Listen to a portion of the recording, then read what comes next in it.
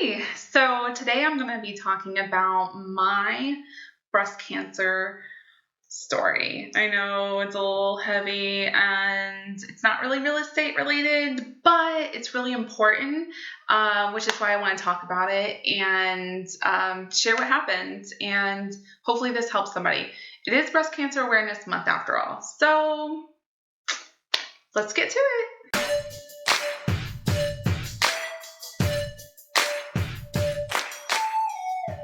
So my breast cancer story started in 2019 when I felt a lump, and my daughter Bailey was turning 1, and I didn't really think much of it. I thought it maybe was a clogged milk duct because I was still breastfeeding at the time.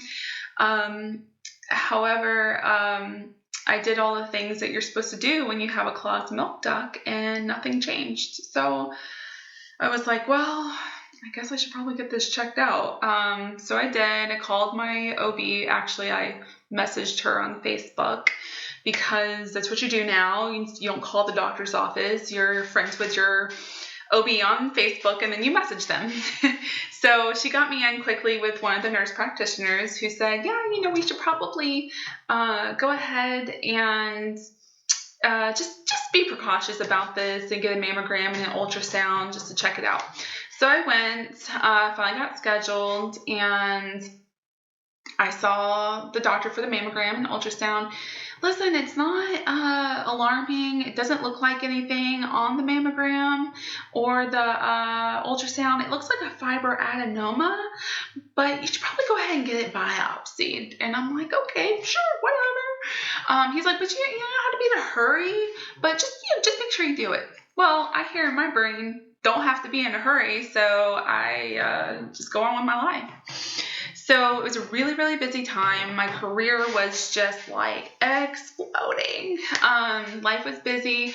Peyton was going to be going to a therapy intensive in Melbourne for 3 weeks. So we were getting ready for that.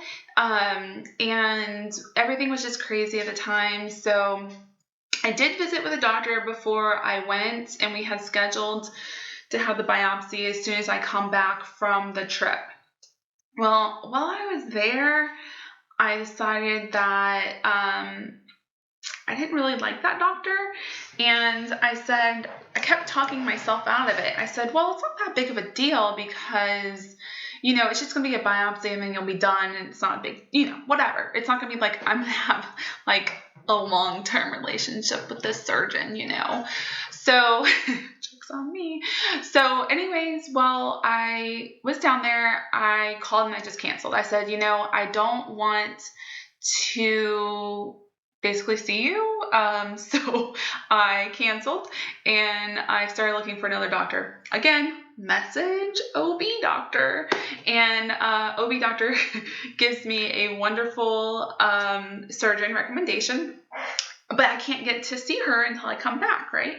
So when I come back, I had it already scheduled. I was there to come and see her, and I see her. She's like, yep, you gotta get this checked out, but I don't have anything until like November for the biopsy. Okay, sure. Again, she had looked at my images as well, and she wasn't really all that concerned. Go and have the surgery, and it's like a week or two before Thanksgiving at this point. So I go have the surgery, and I ask the doctor in a half drug-induced state, did it look like a fibroadenoma? She said, yes, it did actually. I'm not worried about this. It's not going to be anything. It looked just like a fibroadenoma, which is just a benign mass.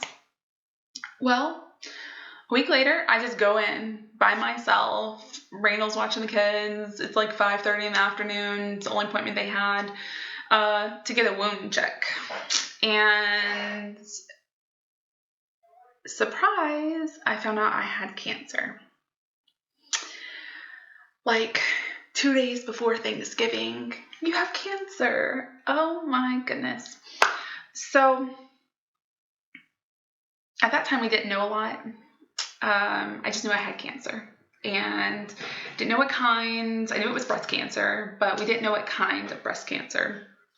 Surprise, there's actually quite a few of them. So we went through the holiday. I told our family. I think that was probably one of the more challenging things that I have done, was to tell our family that I have cancer. And my sister-in-law joked that when I told them, she was like, you were just so blunt about it. You just like came out and said, I have cancer. And she's like, I didn't understand that at the time until I tried to tell somebody in the family that you had cancer. And she's like, there really just isn't a good way to tell people this. I'm like, there's really not. So I'm still breastfeeding Bailey at this point. Her birthday was in August, so I found the lump around her first birthday. And she's still breastfeeding at this point. I'm enjoying that journey. And I remember going to Kohl's, of all places, on Black Friday, because I love to Black Friday shop. I love getting deals and bargains. And that, of all places, is where I lose it. In the Christmas section at a Kohl's department store, I lost it. If you know me well, you know that's not something that I do. I don't lose it. It's just not something that happens to me very much. So I'm normally very cool, calm, collected, and can work through things. But I lost it in the Christmas section at a Kohl's. Well, the following week I found out I actually had triple negative breast cancer, which automatically meant chemo, radiation, and at the time I didn't know this, but a study had came out while I was doing chemo, IV chemo, that women who had done this oral pill chemo after the fact had better outcomes. So triple negative breast cancer is a fast-growing, aggressive cancer. However, it's highly responsive to treatment. So that's the good side. The bad side is it's aggressive, fast-growing cancer. And in my head, I'm like, you idiot. Like, you idiot. You just screwed everything up. Like, you messed up. You waited. You waited and procrastinated this. Thankfully, I found out from the surgery, because I had chosen to do a lumpectomy, that all of my margins were clear. So it was assumed that they had gotten all of the cancer, as long as one of these little cells didn't get to my lymph nodes and decide to spread somewhere else. Well, thankfully, I had the port placement and the lymph node biopsy. And here, I'll show my port scar right there.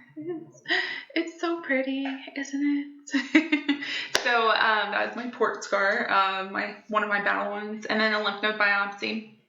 And thank the Lord, it had not spread to my lymph nodes, and I was classified as stage 2B, something like that, stage 2, basically. But it still meant I had to go through chemo, radiation, and more chemo pills. So we went, I tried to have a great Christmas. I think this loomed over everybody during that time period. And we decided that we were going to go to the Georgia mountains and have a small break before chemo started. And at the time, I was supposed to be the chair for the Night to Shine prom here in Gainesville. And I had offloaded everything, all of my volunteer stuff, everything that extra that I was doing got wiped off the boards. It was gone. It was no longer important. The only thing that was important was getting through treatments, my family, and trying to have some kind of money to pay our bills, you know. So we, because of insurance, okay, you gotta love insurance, we had to wait to start chemo until I had PET scan. So she wanted a baseline PET scan, and we couldn't do that if I had started chemo. So she wanted to get the PET scan, and insurance kept denying it. So thankfully I had lumpectomy, so it wasn't that big of a deal because the cancer was supposed to be gone, but I was freaking out a little bit. But on January, I believe it was 26th, a Thursday, so Thursdays became very important in our household because that's when I got chemo. I had long, beautiful hair, and by the second round of chemo, my hair I was doing this, and like globs of my hair was coming out, and I'd wake up or I'd move my head off of a pillow, and there would be a big ball of hair. Really? Like I knew it would happen, but I was like, maybe I'll be one of those people that doesn't happen to. But I wasn't. I lost my hair. And finally it just became so annoying, losing hair everywhere I went, that I decided to just shave it off. Just go for the shave. I shaved it off, and your scalp hurts when you have cancer or you're going through chemo treatment, because your hair follicles, I guess, get really inflamed, and it hurts. And so it just was weird that I had this sensation there. And I was not a pretty bald person. Like, I know some people can pull off the whole bald look. It was not me. I did not pull that look off at all. I had a scarf on my head everywhere I went. The only people who saw me bald was Bailey and Peyton. And as most people know, Peyton has developmental delays. So she ain't telling nobody what I looked like. And Bailey was a year and a half old, so she don't remember either. So they're like the only people who ever saw me with a bald head. Not even my husband, not even Randall. I would pull on a hoodie before like getting out of the shower, so nobody saw me. It sounds ridiculous, but I did. I tried a wig at one point. Wigs are hot. I did wear it on a few appointments. And I was meeting customers who didn't know me as well. I just didn't want to have to explain cancer and treatments while I was working. So I would wear a wig to my appointments. And, it was what it is. So then COVID-19 happened in March. So I was like, really? Well, I think like the week before COVID-19 became like this big deal, my immune system went to like nothing. Absolutely nothing. I literally had no immune system, and I was having to wear a mask everywhere. And when COVID happened, I was like, I fit in. Like, this is great. Not great. I mean, jokingly, haha, let's make the glasses half full kind of a thing, And at that time, I don't think we really knew how bad COVID was. So I could joke about it at that time, but obviously it became very serious. But it felt good that I wasn't the weird person wearing a mask when I went out in places. But then I started having chest pain. Oh, chest pain, come on. What's going on here? It was a day after one of my treatments, and Randall was gone. I was home at the girls by myself. Or maybe it wasn't the day after. Well, it was shortly after a treatment. Let's just say that. Because normally like the 1 to 4 days after, I wasn't doing so hot. So I had to, I wasn't doing anything for like 4 days after treatments.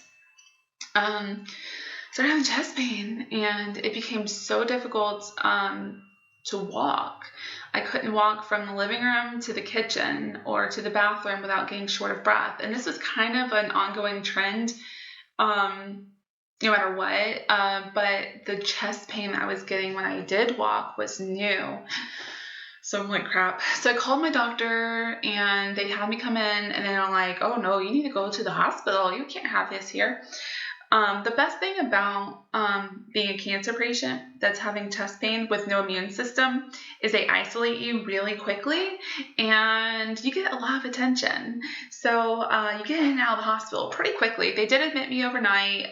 Thank God it wasn't like a pulmonary embolism or something crazy. It was a teeny tiny little hole like of a pneumonia that was showing up on my lung, and I was dehydrated.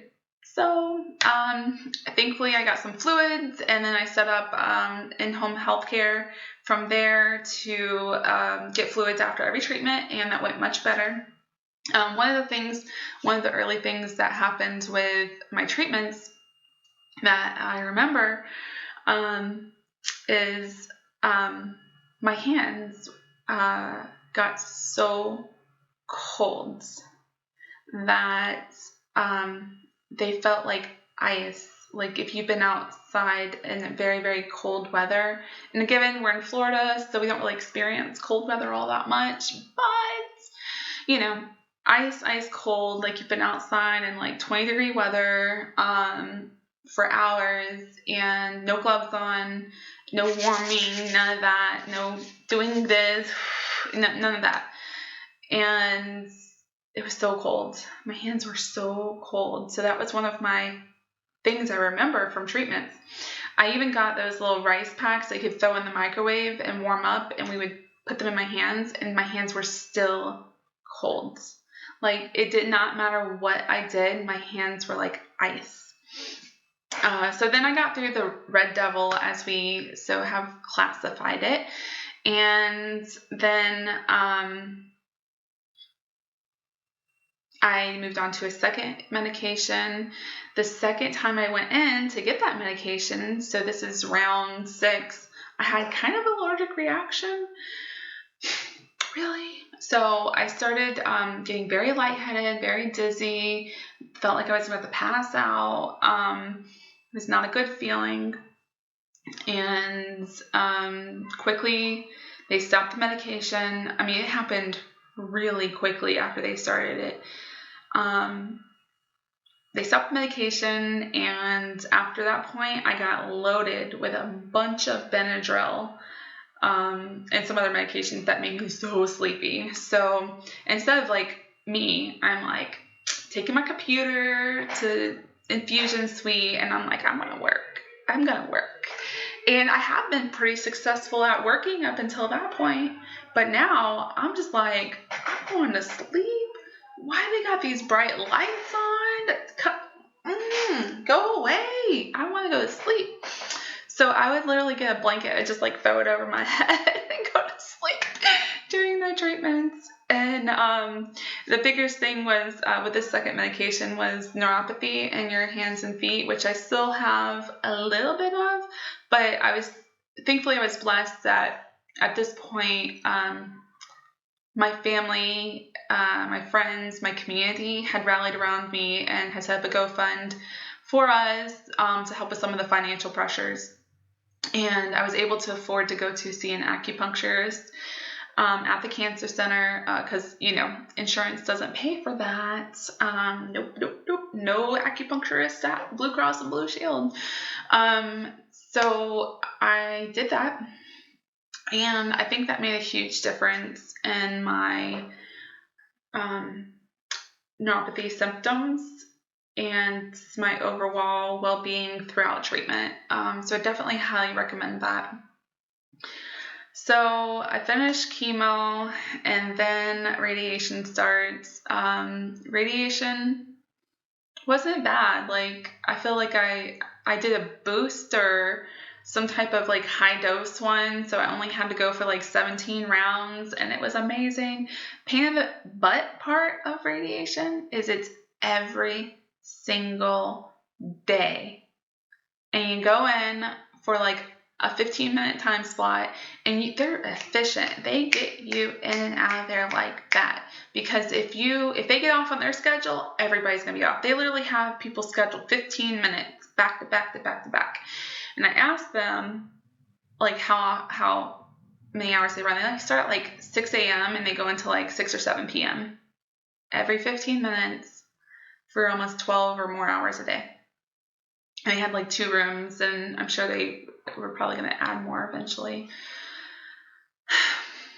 That was sad to me. The fact that there's so many cancer patients. And, one of the other things that I just thought about when I first started treatment was how I'm like, I think 32 when I started treatment. And I was pretty young. Like, I'd go to the cancer center, and thankfully I had at least had probably like 20 or 30 years on most of the people that were there. And that's probably a good thing. You did see some younger people. That was at North Florida Cancer Center. I'm thinking maybe some of the young people might have been at Shands, but I felt very alone and isolated during cancer treatments. Like I didn't quite fit being there, So at some point, like when I was finishing IV chemo, the doctor was like, listen, and she brought in this like research study, and she said, listen, I got this study. I want you to read it. I think we should do this oral chemo medication and Xeloda, and they're showing like really great results for like long-term survivor and not having reoccurrence. And if you want to know something, I felt like I had been gut punched because I was like, oh no, stop. Because I was going to do IV chemo, which I'm done with. This is like our last appointment, right? And radiation. And I'm going to move on with my life. Like, I'm done. Don't come at me with this pill chemo stuff. I read the research article and I was like, okay, you win. I'm going to do it. Part of me was like, I'm going to do this because I don't want to have to do this again. I don't want to have to go through this again. I want to be done and move on with my life. So I did 8 rounds of this medication, and it just drained the life out of me and just made you feel like crap all the time. And you just had so many tummy issues, like randomly, and there was just a lot of stuff that would happen. Fatigue was one of those throughout everything. Fatigue. I mean, for the women who've been pregnant and had babies, like that early first trimester fatigue, where it's hard to just like, you just feel like you're gonna lift your arm, and it just like, you just can't do anything. Fatigue. So I finished my last pill, I believe it was January 20th, and of 2021, so about 10 months ago, and I'm thankful. I got lucky. I got very, very lucky. This could have been so much worse, especially with me procrastinating and not taking what I thought was nothing serious. And the crazy part is I've always been that person that says, just get it checked out. Why not? It doesn't hurt to get it checked out, right? Just don't procrastinate. Just do it. But life, kids, work, the house, my husband, just everything kind of fills your space and occupies your mind. But I guess my warning would be to not do that. If you think it might be something, get it checked out. Don't wait, don't procrastinate, because this could have been so much worse. I had just shortly before I found my lump, I went to a funeral of another woman who had died from ovarian cancer, and you just don't want to regret not getting it checked out. And with having 2 small babies, I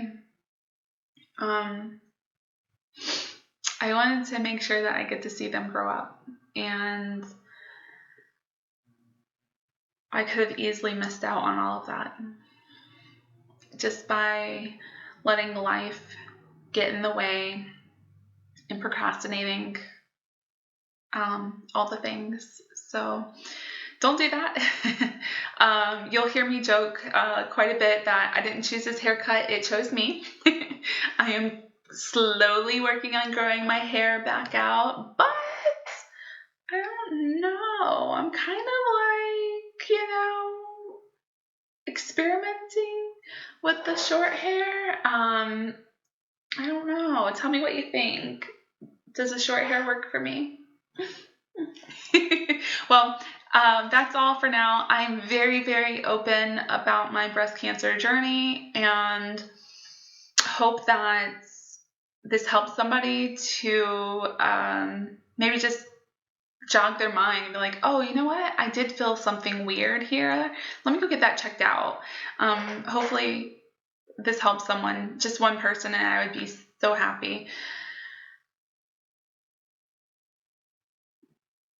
Just do it. Just go get your checks. Do your monthly self breast exams, and for the men, the prostate exams, the checking everything. Just do your checks and don't procrastinate it. Just do it. Like Nike, just do it. And anyways, I hope you've enjoyed this. Like I was saying, I'm very, very open about my breast cancer journey.